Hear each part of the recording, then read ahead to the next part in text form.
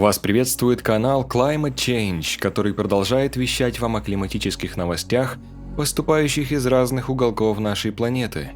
Сегодня вы узнаете о климате, катаклизмах и прочих стихийных явлениях и происшествиях, с которыми людям пришлось столкнуться в эти суровые дни, и увидите, как обостряется климатическая ситуация в мире. Начнем. Сильные ливни посеяли хаос в Восточной Англии, вызвав наводнения, повредившие дома и дороги. 9 июля спасательные службы отреагировали на 160 с лишним вызовов, связанных с затоплениями. Движение транспорта было нарушено, некоторых людей пришлось эвакуировать. Значительные убытки понесли жители города Питерборо в Кембриджшире. Пожарно-спасательная служба эвакуировала около 20 пожилых людей из дома для престарелых. Наводнение также затопило местный стадион. Полиция предостерегла водителей от поездок по затопленным дорогам, которые представляют наибольшую опасность. Бурный паводок местами смыл крышки люков, в которые попадают колеса машин и могут утонуть люди.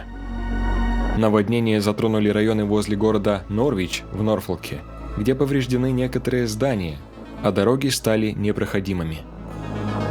Метеорологи заявили, что за 2 часа выпала почти двухмесячная норма дождя. В Норвиче зарегистрировано 50 мм дождя, а в Питерборо 90 мм. В этом году сезон дождей в некоторых частях Индии наступил немного раньше, чем обычно, в то время как городские районы, такие как Мумбаи, расположенные рядом с водоемами, сталкиваются с отключениями электроэнергии и блокировками дорог. Сельские индийцы, живущие около рек, теряют свои жизни, средства к существованию и дома. Несколько деревень в индийском штате Бихар были затоплены из-за сильных муссонов, нарушивших нормальную жизнь местного населения. По меньшей мере 21 человек погиб в результате дождя и наводнения, включая удары молнии. До сих пор администрация Бихара не создавала лагерей помощи сельским жителям, которые были вынуждены покинуть свои дома. Хотя наводнения в прибрежных районах штата во время сезонных дождей не редкость, в этом году дожди пришли рано, и люди не были готовы к этому. В социальных сетях появляются душераздирающие фотографии из Бихара. Можно увидеть, как люди помогают другим переносить раненых на носилках в более безопасные места. В сети также появились изображения сельских жителей, выносящих ценности из разрушенных домов по пояс в воде. Сотрудники службы безопасности национальных сил по оказанию помощи при стихийных бедствиях и местные полицейские патрулируют затопленные районы, чтобы помочь нуждающимся людям и животным. В субботу 10 июля метеорологи объявили о чрезвычайной ситуации в японских префектурах Кагасима, Миядзаки и Кумамото, где прошли сильные дожди. В ближайшие дни ожидаются значительные осадки, возрос риск наводнений и оползней. Официальные лица выпустили предупреждение наивысшего уровня по 5-бальной шкале оценки стихийных бедствий, затронувшее более 240 тысяч человек. Ливни были очень сильными даже для сезона дождей, который длится с начала июня примерно до 20 июля. В некоторых районах всего за день обрушилось столько осадков, сколько обычно выпадает за июль.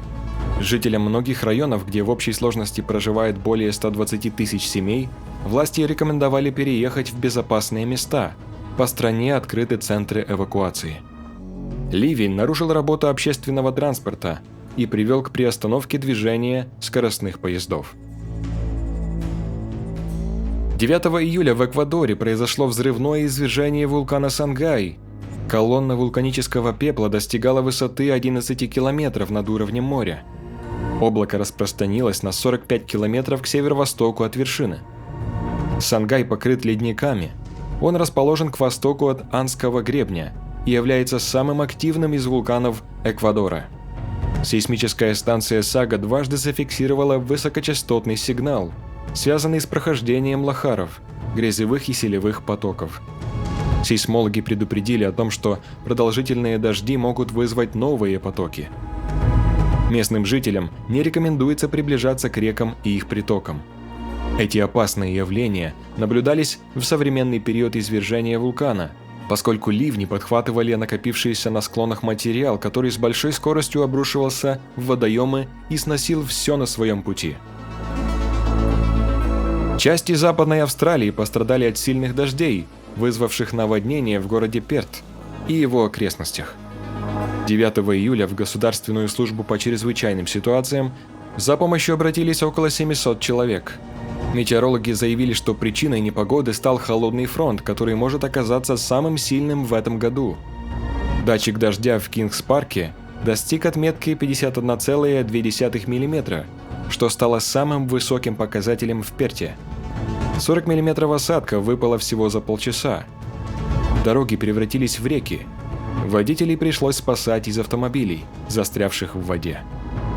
Экстренные службы сообщили о подтоплении больницы. Вода проникла в палаты. В сотнях домов было отключено электричество.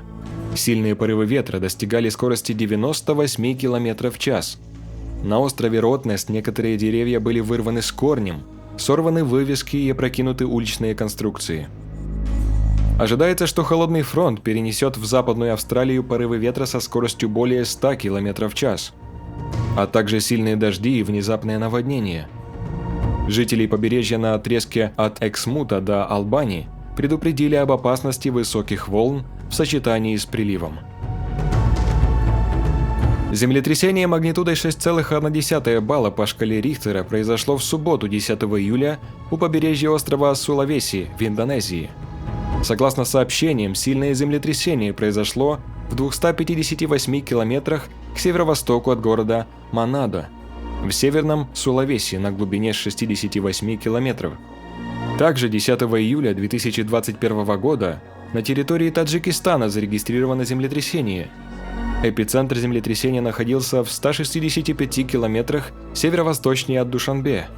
Сила подземных толчков в эпицентре составляла от 5 до 6 баллов, в Душанбе от 2 до 3 баллов.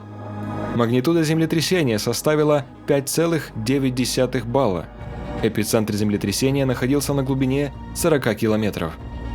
Как сообщил Таджикский комитет по чрезвычайным ситуациям, в результате землетрясения погибли 5 человек.